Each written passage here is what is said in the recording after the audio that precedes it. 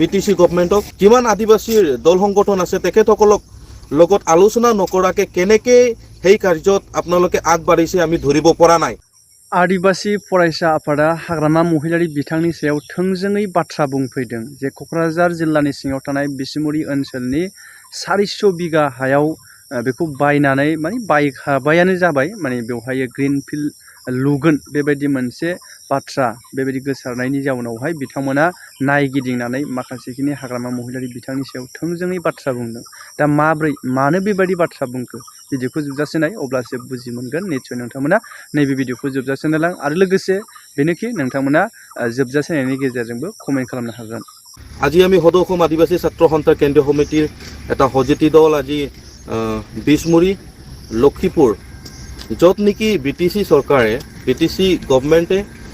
400 বিঘা মাটি গভৰ্ণমেণ্টে লোৱাৰ এটা যোজনা চলাইছে আৰু তাতে আমাৰ আদিবাসীবিলাকৰ মাটি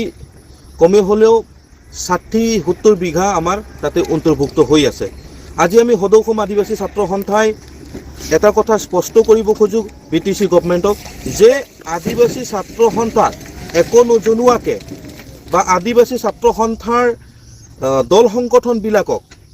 কিমান আদিবাসীৰ দল সংগঠন আছে তেখেতসকলক লগত আলোচনা নকৰাকে কেনেকে সেই কাৰ্যত আপোনালোকে আগবাঢ়িছে আমি ধৰিব পৰা নাই। আমিতো একেবাৰে ৰহস্যময় বুলি ক'ব লাগিব, কাৰণ এতিয়ালৈকে সঠিক হোৱা নাই মাটিৰ কিমান মানে পৰিমাণ দিব বা কিমান টকা এক বিঘাত কিমান টকা দিব বা কিমানকে তেখেতসকলে মাটিখিনি কিনিব সেইটো স্পষ্ট হোৱা নাই। কিছুমান কৈছে 30 লাখ, কিছুমান 20 লাখ, কিছুমান 15 লাখ, কিছুমান 10 লাখ।